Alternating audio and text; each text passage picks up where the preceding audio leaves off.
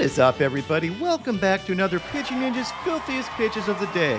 Remember, before we get to those pitches, hit subscribe, join Ninja Nation, the best baseball community on YouTube. And now, without further ado, here are my filthiest pitches of the day. I'm going to start off with Joe Musgrove, who had 5 Ks in 5 2/3 innings. He did give up 4 earned runs and wasn't particularly sharp, although I saw some people complaining that, well, he wasn't using sticky stuff, blah, blah. As you can see from these stats from Baseball Savant, his spin rates were actually up this game. It was more of just a command issue. It was just salty Mets fans not being able to get beyond Musgrove knocking him out of the playoffs.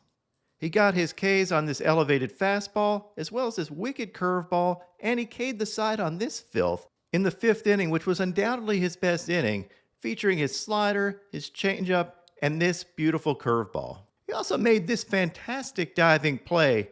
Look at Java Joe lay out, showcasing once again that pitchers are athletes.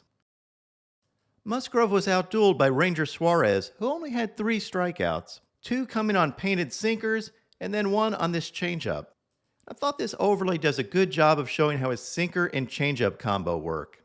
You can see here that sinker is barely fouled off, and he follows it up with a changeup that gets Drury just out in front. And when I slow it down, you can see exactly what I mean. His bat head is just in front of that changeup. Really nice pitch sequencing from Suarez. Now on to my filthiest relievers. Pierce Johnson had this pretty curveball. Jose Alvarado continued to earn his El Diablo nickname with this disgusting 94-mile-an-hour cutter and this 98-mile-an-hour painted two-seamer.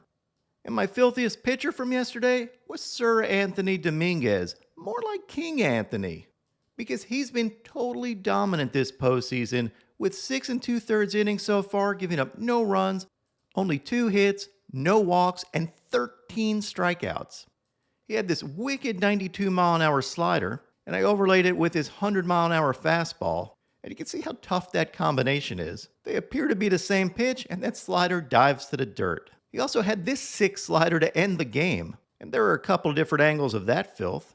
But the most controversial moment of the game came on this 99-mile-an-hour fastball to Profar. You can see how that thing is bearing in on him, and he's trying to get out of the way, and the question is, did he actually swing at this pitch or not? Todd Tishner, third base umpire, ruled it a swing, and you can see Profar losing his mind, and he got ejected, both for kicking his helmet and saying F you several times. That will get you rung up. Here are a couple of views of that swing or not swing, and you tell me if you thought Profar went. There is no hard, fast rule for umpires to call something a swing. The question is, did he offer at the ball or was he just getting out of the way? I do think this is really close. And as a lawyer, I certainly could argue both sides. In real time, I didn't think it was a swing, but when you slow it down, I certainly think it's arguable. And if Acuna can hit the ball to the outfield on this check swing from a pitch from Max Scherzer, well, I certainly could build a case for Profar having went. I took a poll on Twitter to see what my followers thought, and you can see the poll results were really close. What do y'all think? Leave your thoughts in the comments.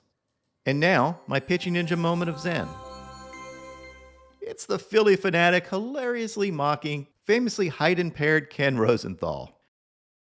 I love me some Philly fanatic.